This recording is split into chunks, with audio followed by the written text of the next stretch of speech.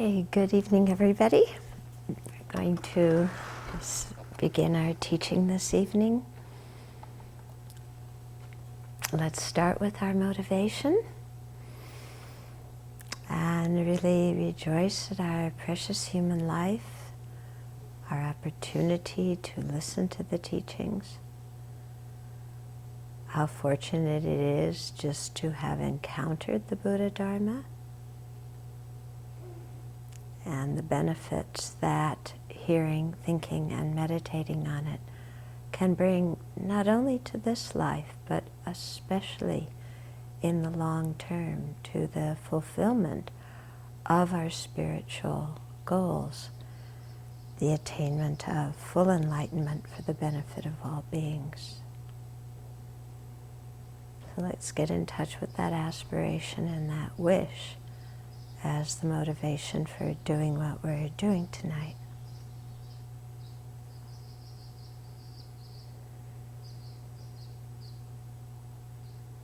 Okay. Ding. Okay. So we had a few questions from last week. I thought I would start with those and before going into the topic for this week. Okay, so one person asked, in Buddhism it says that the mind continues on after death, but what is the mind in this sense? Is it an ultimate reality? Is it a compound of the five aggregates? Is it consciousness? How does it record karma? Okay, so the mind continues on after death, but remember, the mind is not an inherently existent thing, okay? The mind exists by being merely labeled on whatever moments of clarity and awareness there are at present at that particular moment, and that the mind is something that's constantly changing, momentarily changing, never remaining the same. So don't just say, well, we don't believe in the soul, but we believe in the mind. And here's this concrete mind that just, picks up out of one body, goes over and goes kerplunk into the next body, but it's the same mind, and so it's the same person. Okay? The mind, even now, is changing moment by moment by moment, isn't it? Is there anything that exists in one moment that exists exactly in the same way in the next moment? Is there anything that you can identify as the mind in and of itself in that continuum of clarity and knowing? No. Okay. So when we say the mind goes on into the next life, it's just conventional language, okay? It's meaning that this ever-changing continuum of clear and knowing that has the ability to perceive and engage in objects keeps on going, but it's not the same from one moment to the next. And also, it's not a self, it's not a person. There is nothing about our mind that is me. Okay. We feel very strongly that, wait a minute, my mind is me. What are you talking about? My mind is me, I am my mind, I am my thoughts. Like Descartes said, I think, therefore I am. But if you really examine, what is me about the mind? What is a person about the mind?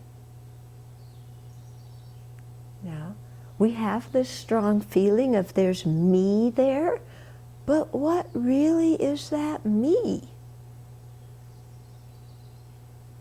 Yeah? I mean, really, when you look at it, is there anything that's a person about the mind? Is there anything that's a person about the body? You took the body in parts and just scattered them around. Anything about a person there? No. Okay, so the mind also isn't a person. The mind simply continues on. Independence upon the 5 aggregates. The 5 aggregates being the body or form, feeling, discrimination, conditioning factors, and primary consciousnesses. In dependence upon those 5, we can label a person, but there's no person there. Okay? It's just what we have labeled. It's kind of like, you know, when we were kids and you used to look at the linoleum and see faces in the linoleum. Do you remember that? Yeah. Or you look somewhere and you see faces in it, you see different things. Is there a face there? No, it's just these different colors and shapes, and our mind looks at it, and our mind creates a face there and then labels face. But there's no face in those dots. Okay. Or it's similar, you know, to a photograph. Actually, a photograph's a very good example.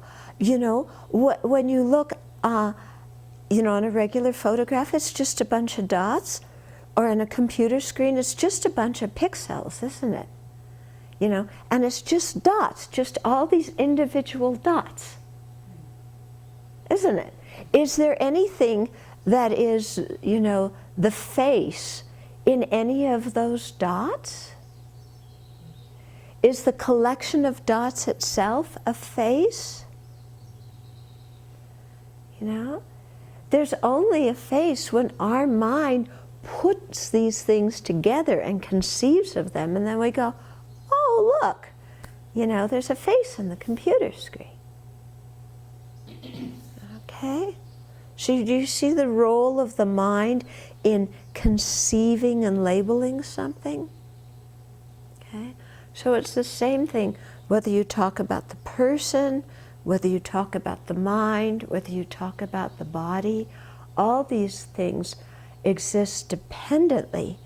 And one way in which they're dependent is they depend upon the, you know, a mind conceiving and labeling them. Okay, so that was one question somebody asked. Yeah. Oh, they also asked, how does it record karma? Okay, when an action ceases, and karma just means action of body, speech, and mind. And remember, an action also isn't inherently existent. It depends on many moments, okay, and it depends on, you know, if it's a physical action, it's going to depend on the mind and on the body and on, you know, a motivation and an object and the action itself and, you know, the completion of the action. So remember, karma also is dependent. It doesn't have its own inherent essence. Yeah. But when the action itself ceases, it leaves a karmic imprint, yeah, on the mind stream, or according to the Prasangika, it leaves what's called a disintegratedness. Don't ask me how to say that in Spanish. Okay, what it means, it's the having ceasedness of something. Okay, so, you know, that continues on. So whether you say it in a, you know, in the way of it's the having ceasedness, or whether you say it in the way of it's an imprint, a residual energy, there's something there that continues. Yeah. It's said that the mind carries the karma, but again, remember, the mind is not one thing. There's many levels of mind, you know. Sometimes there's sense consciousnesses functioning, or mental consciousness manifest.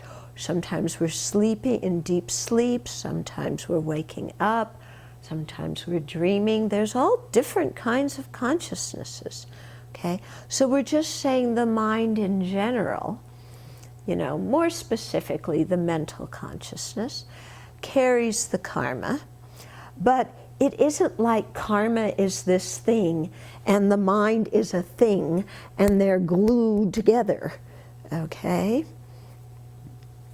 But, you know, we say the mind carries the consciousness, but when you look more closely, you also have to say that the person carries the consciousness.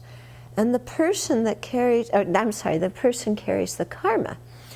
But the person, remember, is what is merely labeled.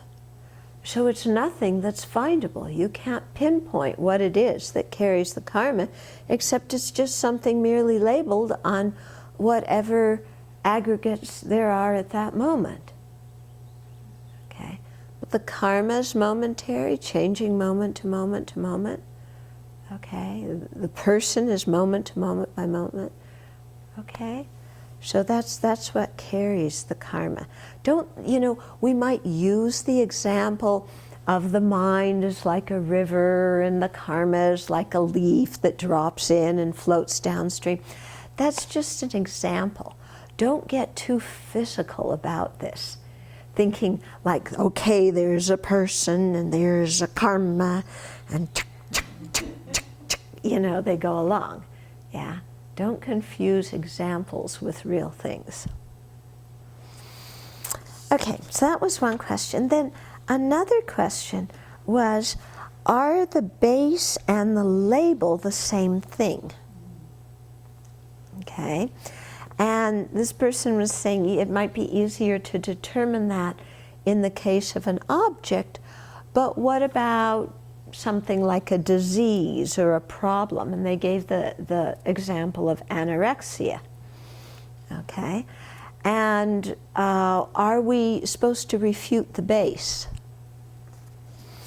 Okay, so it's important to understand this, yeah?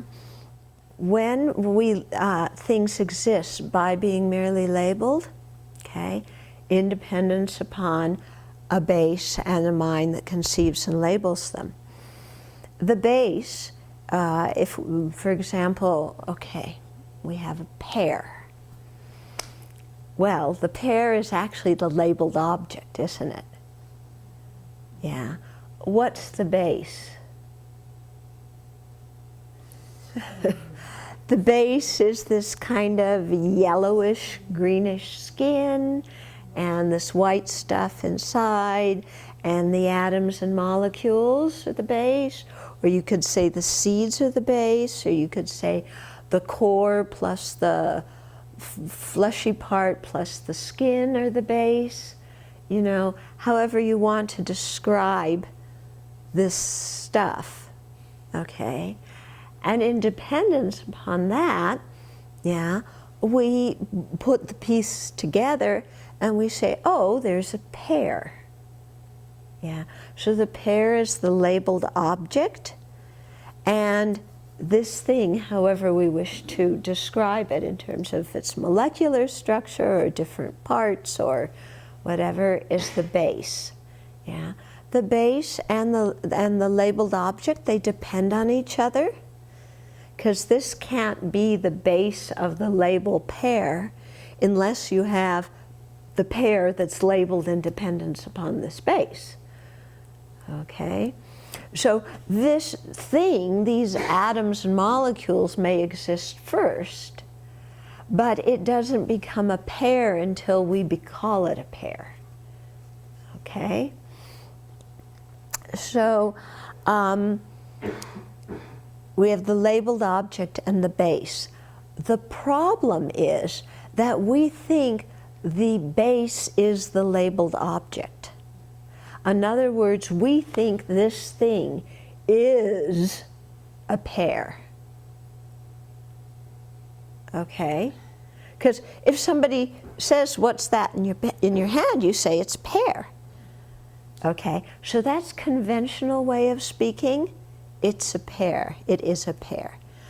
But it is a pear? If you analyze, what about this is a pear? Yeah, what about this is a pear?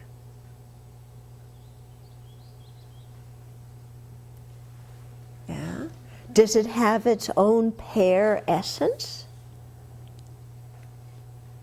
And isn't it a pair simply because we agreed to give that sound, pair, a meaning that refers to this kind of thing? But is this a pair? Is it a pair inside? If you broke it up, is a pair going to come out? Okay. What about this thing is a pair? Is the skin a pair? Is the core a pair? Is the juice a pair? You know, are the carbon cells a pair? Are the nitrogen cells a pair? You know, when we look and we find something in here that's identifiable as a pair?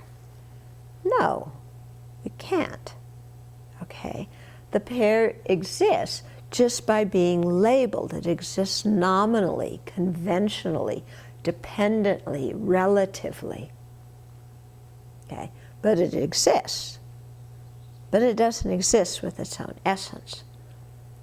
So we aren't, when we're meditating on emptiness, we're not refuting the label. We're not refuting the base. Okay? And there's nothing wrong with calling this thing a pair if we all understand what we're referring to.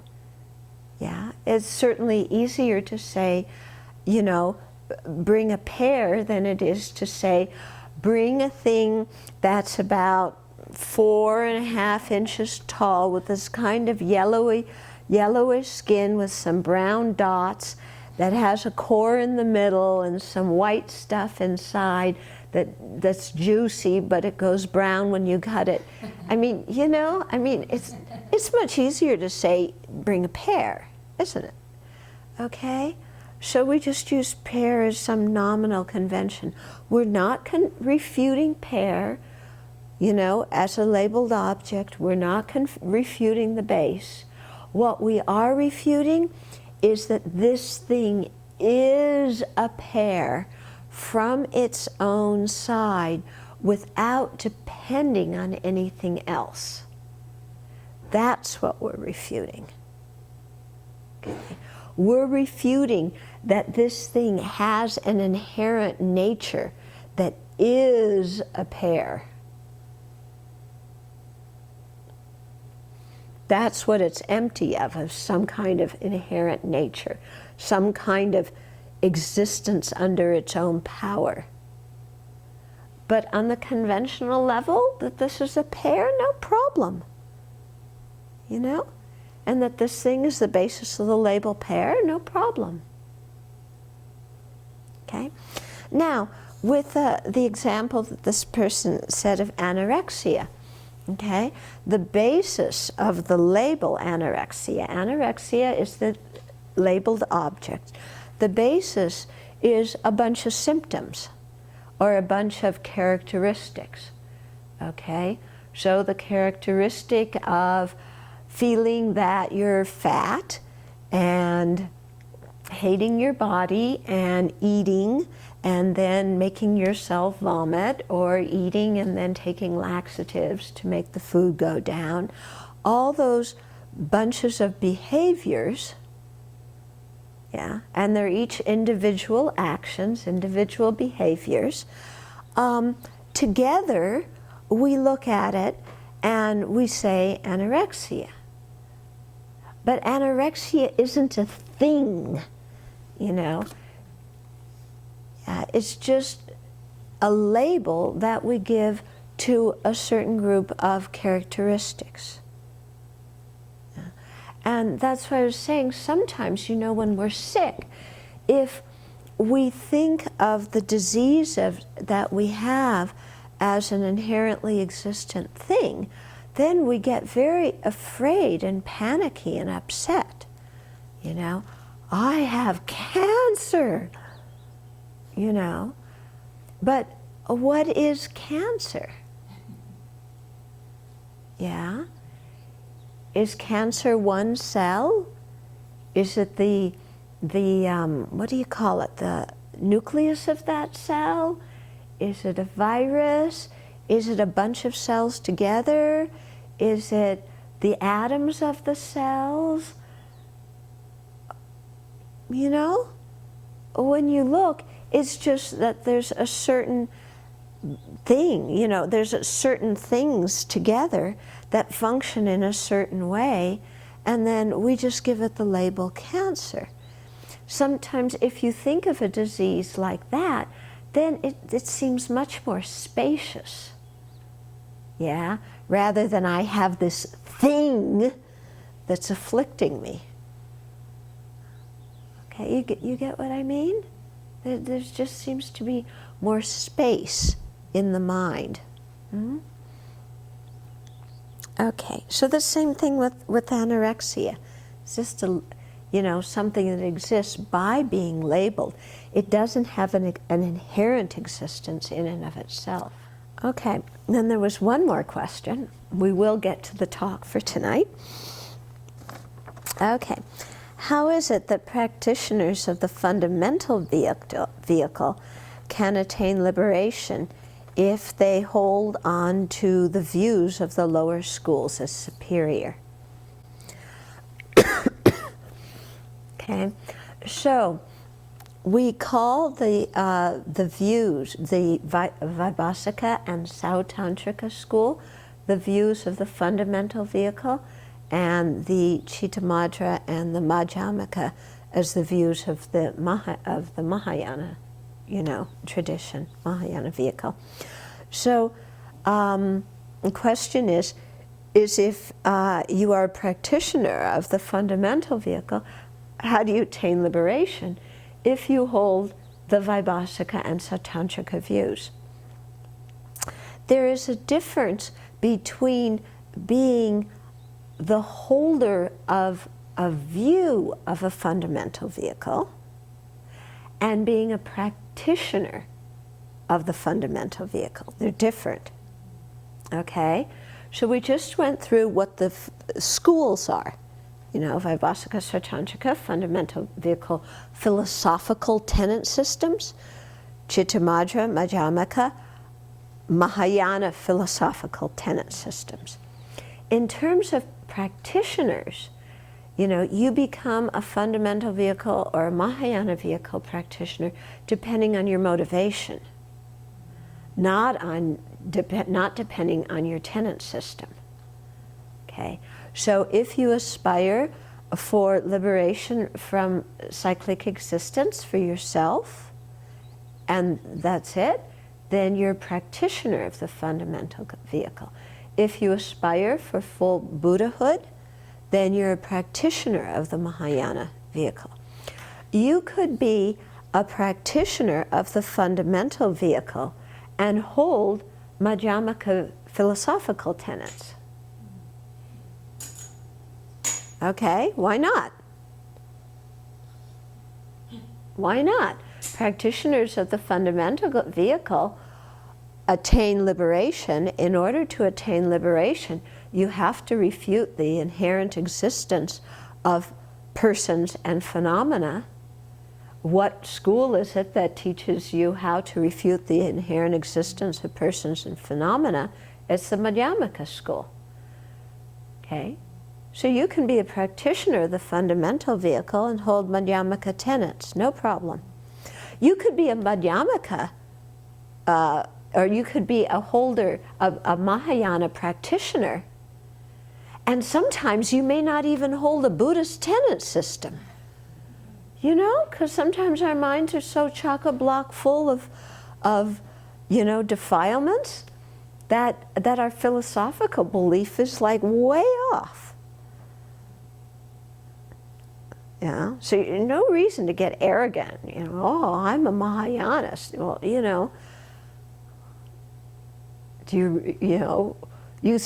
you could still hold a Vaibhasika or Sautantrika view. Yeah, or if you're of very dull faculties, you could even hold a non-Buddhist view. Yeah. Okay. in which case you're not going to get enlightened. Yeah, you have to definitely change your view and have a Madhyamaka view. Okay, so do you see what I mean? And also, you know, within the Pali canon, there are certain passages where the Buddha did refer to the Madhyamaka view, you know, according to the, you know, the Tibetans looking at it. They say, you know, certain passages, there's one very beautiful one, it's in the Samyutta Nikaya. I can't remember which sutta. But it says the form is like a bubble, a foam, what is it? You know, form is like a bubble and feelings are like a foam, and, you know, things like this. I should have brought the whole quote in. But look, going through each of the aggregates and saying how it's something insubstantial.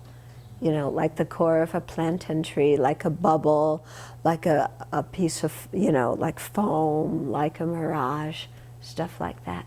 So it's said that that passage in the Pali Canon is actually talking about the selflessness of phenomena.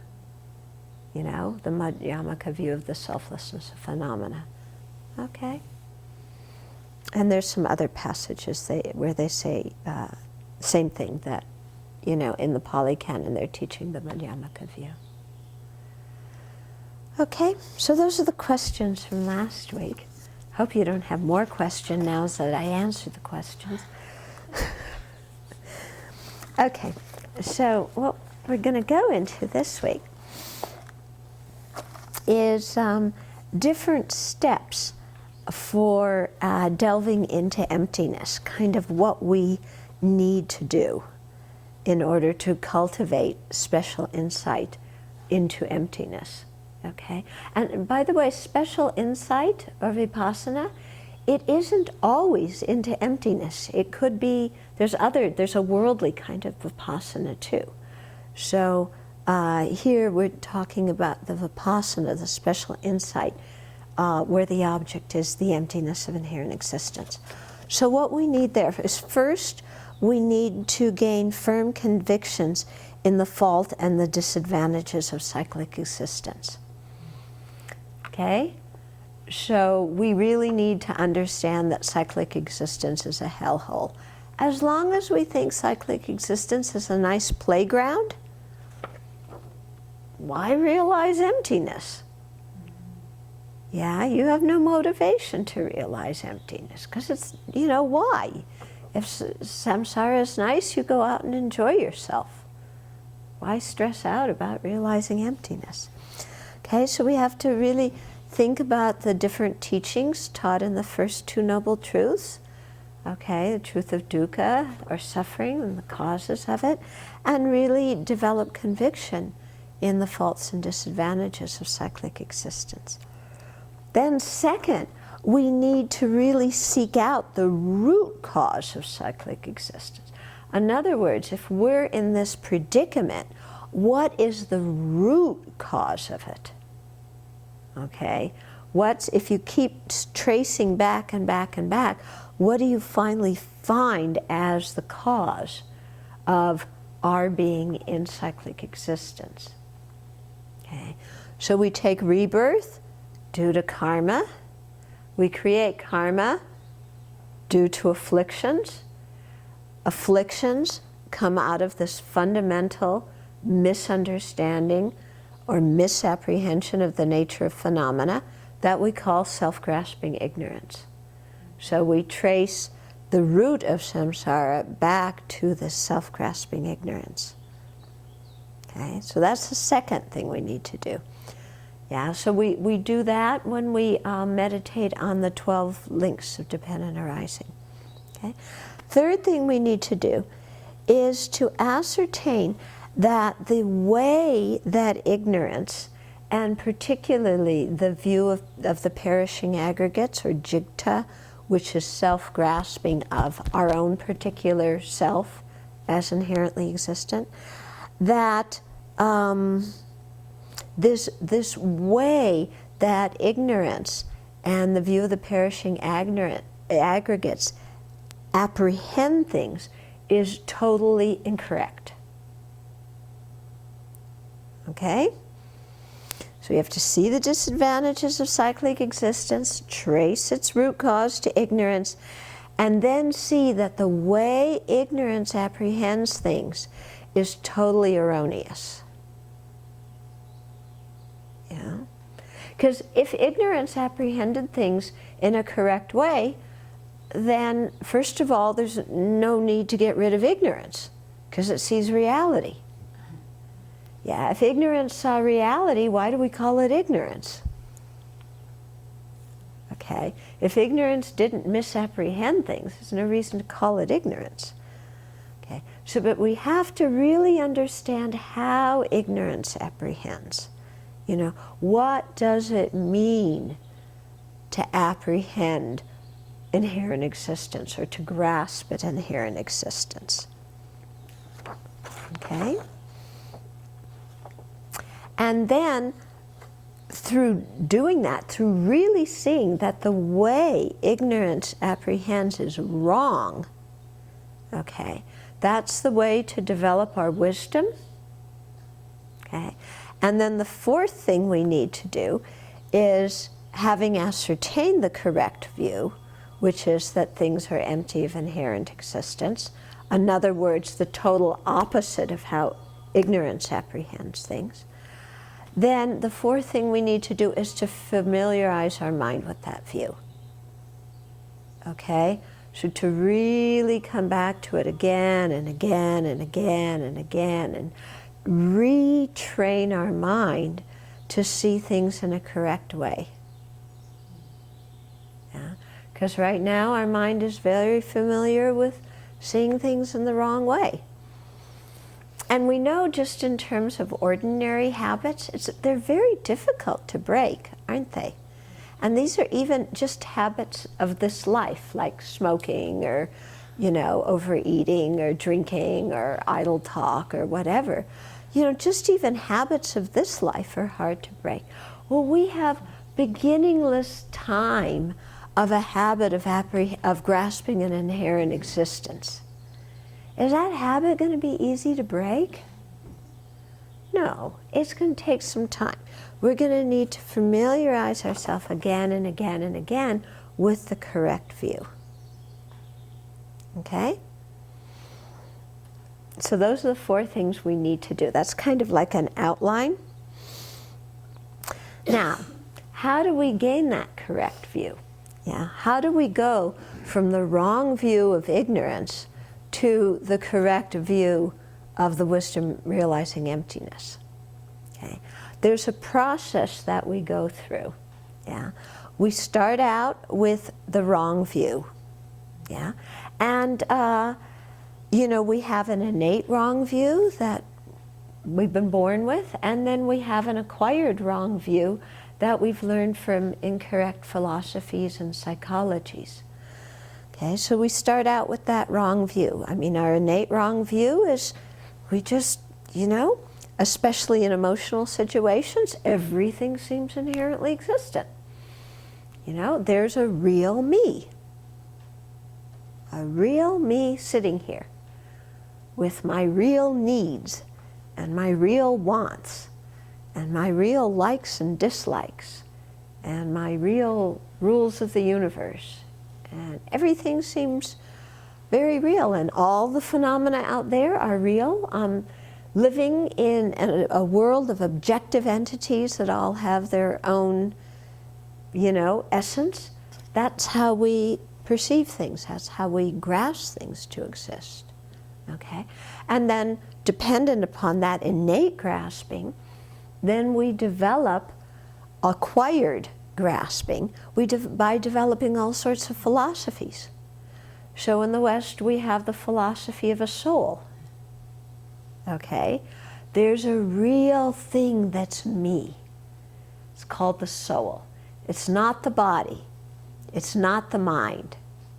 But it's the essence of me. Yeah? The soul. And when I die, the body decays, the mind, you know, who knows what happens to it, but my soul continues on and is immortal. Or you talk of a higher self, if you're into New Age.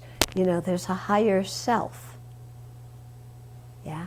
But again, it's the essence of me-ness, the thing that's really me.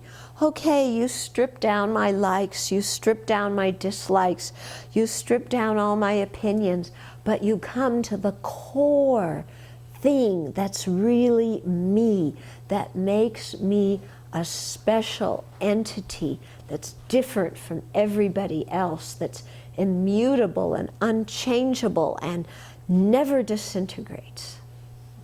Okay? We think like that, don't we? We grew up with those kind of views. We were taught that way of thinking. Okay? Those are acquired wrong views.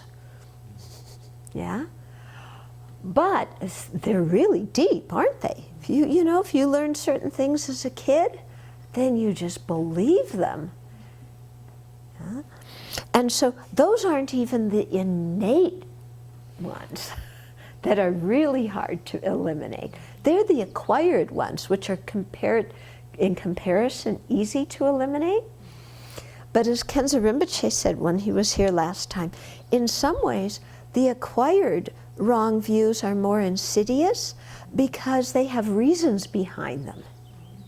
The innate wrong views is just there, even the kitties have them, even the voles and the mosquitoes have them.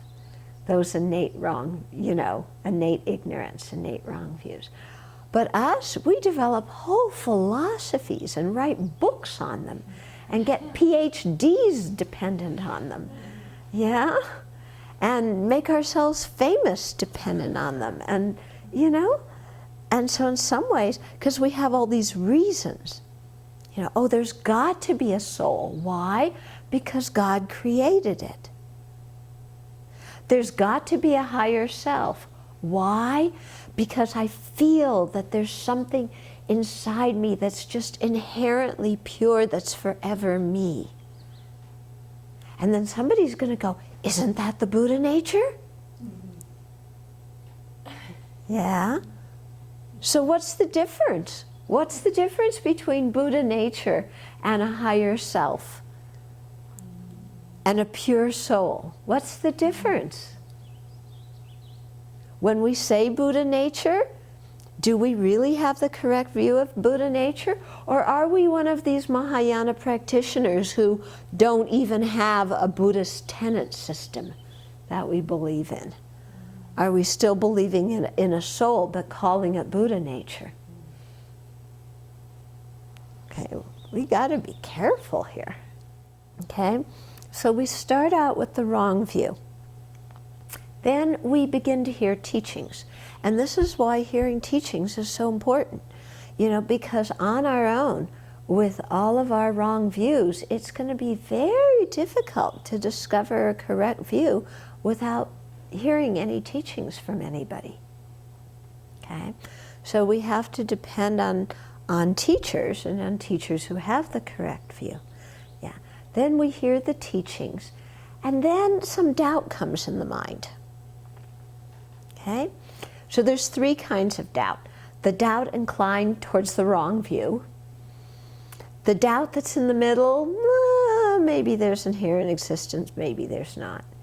And then the doubt that's inclined to the right view. Maybe there's no inherent existence. Yeah, just maybe. I'm not sure yet. Okay. So we go from wrong view to the doubt inclined to the negative, to the wrong view, to the middling doubt, to the doubt inclined towards the correct view. Yeah? And we do this by hearing teachings and thinking about them. So we have to understand what inherent existence is. If things existed inherently, how would they be? Could they exist inherently? Is there a way to prove inherent existence? Or when we look for inherent existence, do we actually find it's the emptiness of inherent existence? Okay? So we go from the wrong view to doubt. Then as we learn more, we think more, Yeah, because we have to really think about the teachings. It's not just hearing the words. We have to think about them. And not just one time or two times, but, you know, think about them, discuss about them, get a clear understanding, make sure that even on a verbal level we know the words right, and on a conceptual level we have the concepts correct. Yeah?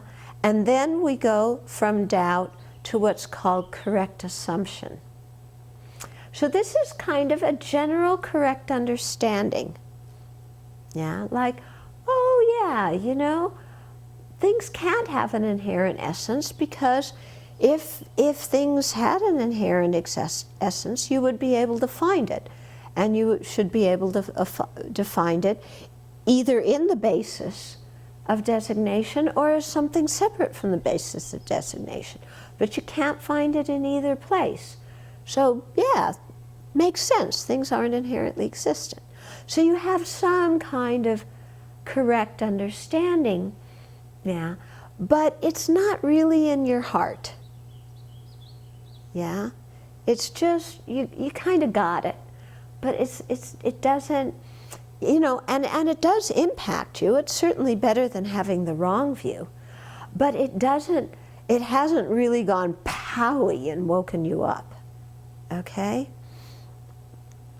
Then you familiarize yourself with that correct assumption, yeah, for a long time. So from wrong view to doubt to correct assumption. And then at a certain point you get an inference, okay? And an inferential understanding is very, very powerful, because it knows what's the word, irrefutably? Irrefutably or irrefutably? Irrefutably. Okay, it knows irrefutably that it's totally impossible for things to exist inherently. Okay? So it knows that totally, and that it's called an inference. And usually when we hear inference, we think of logic and reasoning and intellectual blah, blah, blah. But this isn't just intellectual blah, blah, blah. This is like really getting it. You know, it's really getting it that, oh boy, I am dependent. Oh my goodness. Yeah, everything about me is dependent. And if something is dependent, it lacks an inherent essence. Oh my goodness, you know? I mean, you really get it. Okay, so that inference can have a very, you know, it can be a very profound experience. It can really shake you up. Yeah. So you have the correct view. You irrefutably know, you know, you're never going to backslide now to a wrong view or to a doubt.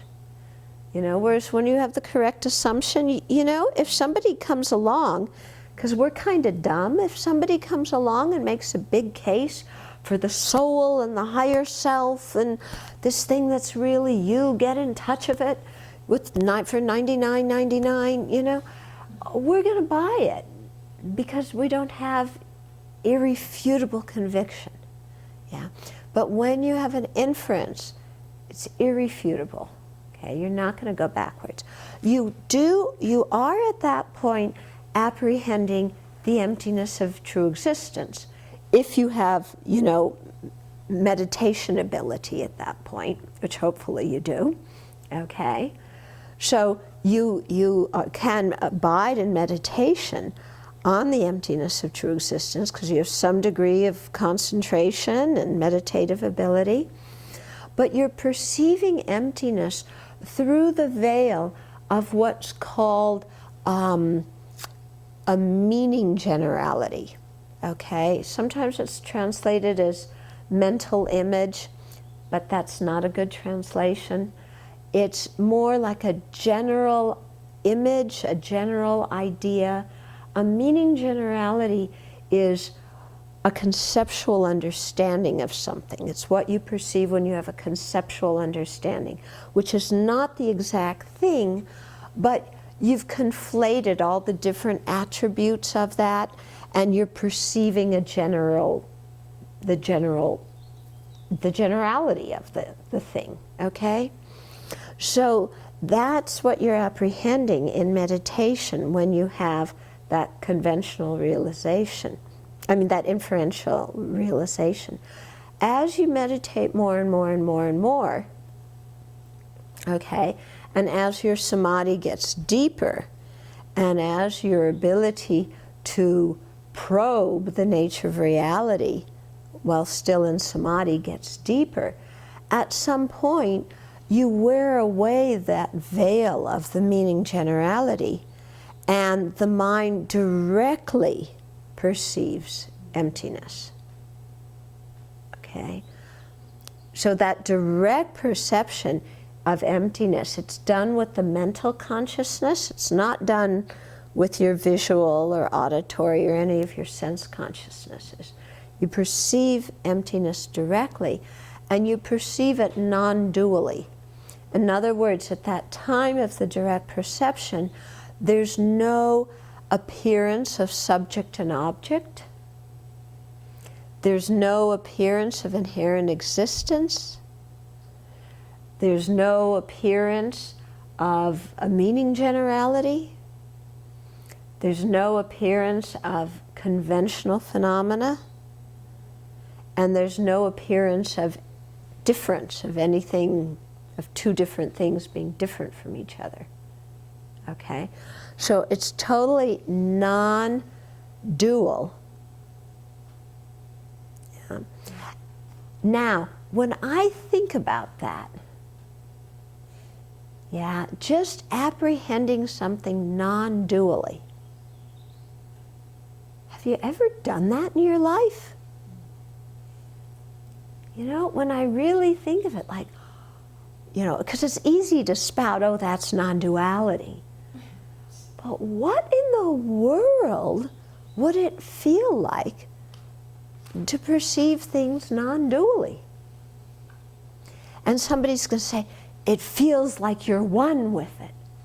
Well, if you're in meditation thinking to yourself, I'm one with everything, you are not perceiving non-duality.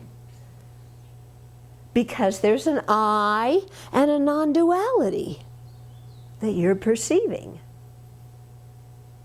Okay? There's a big I that's one with everything else. As long as there's any perception of some kind of I that's one with everything, you're not in non-duality.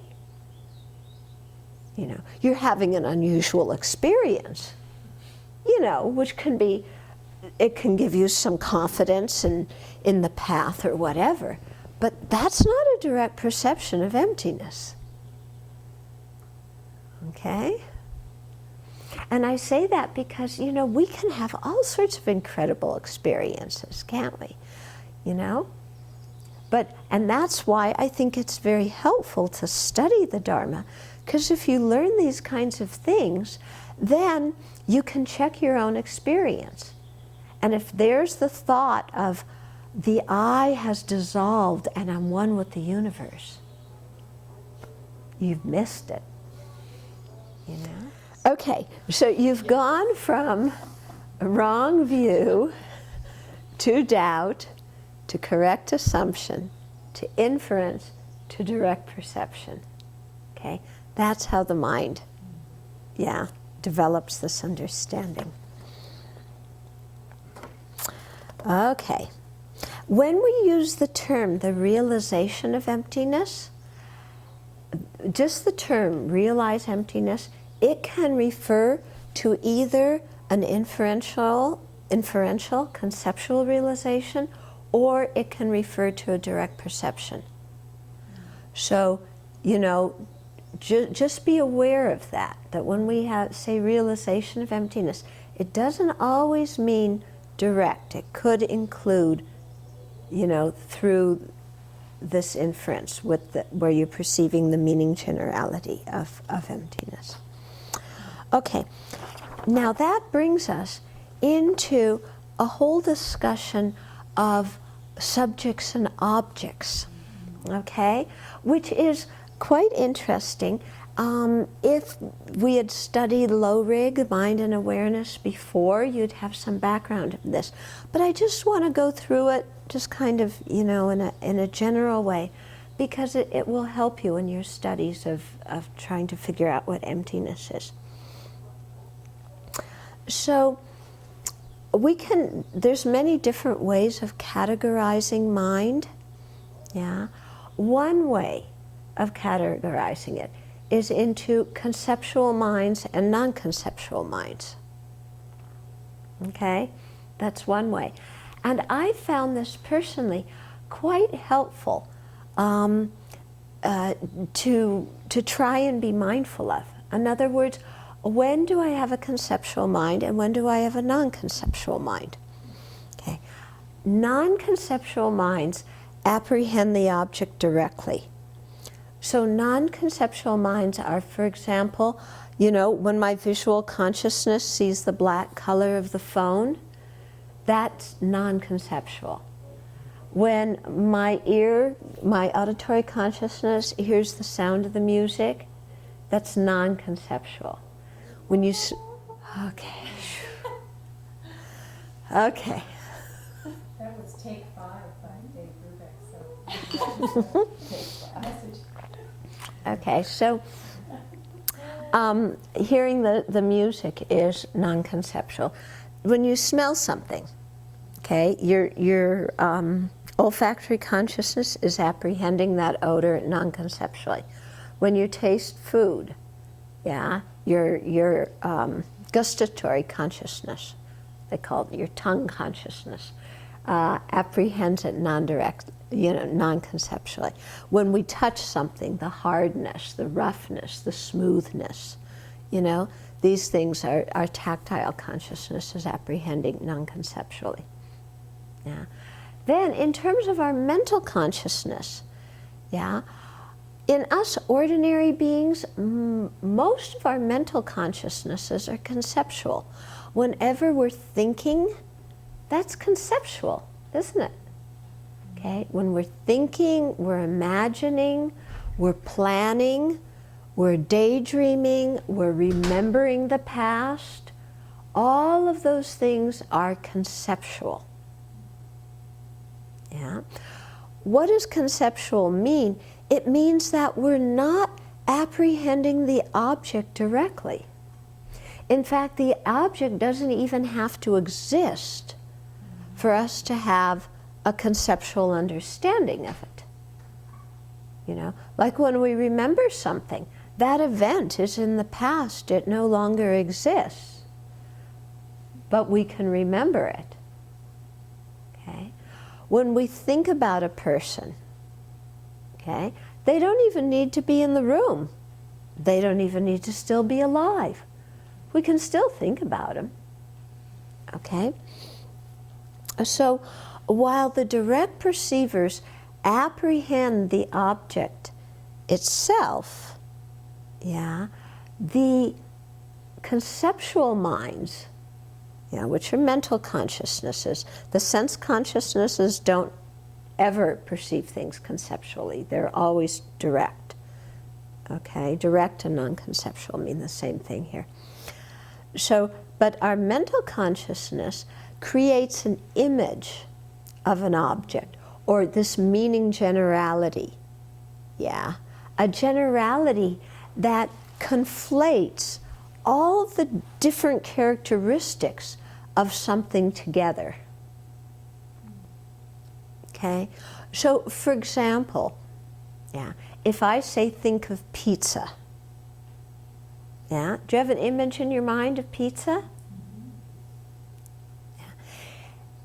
That image in your mind, is there anything external that corresponds exactly to it?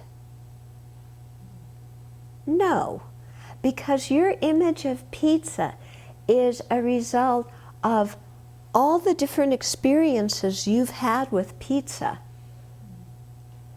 and your preferences, and then you've created your image of pizza. You get what I mean? Yeah? That image of pizza, can you eat it? No. Yeah? You can't eat it. It doesn't function as real pizza. Okay? So, when we talk about conceptual consciousnesses, they are mistaken in the sense that what's appearing to them seems to be the real thing, but it's not. Our mind's confused about it. Okay? It's like, you know, if we sit and think about pizza long enough, we'll start salivating, won't we? Yeah? Or if you think about somebody who said something cruel to you, you can get angry right away. Person's not even here. What are you apprehending at that moment? A meaning generality of the person. Okay, you are not apprehending that person. They're nowhere in the room.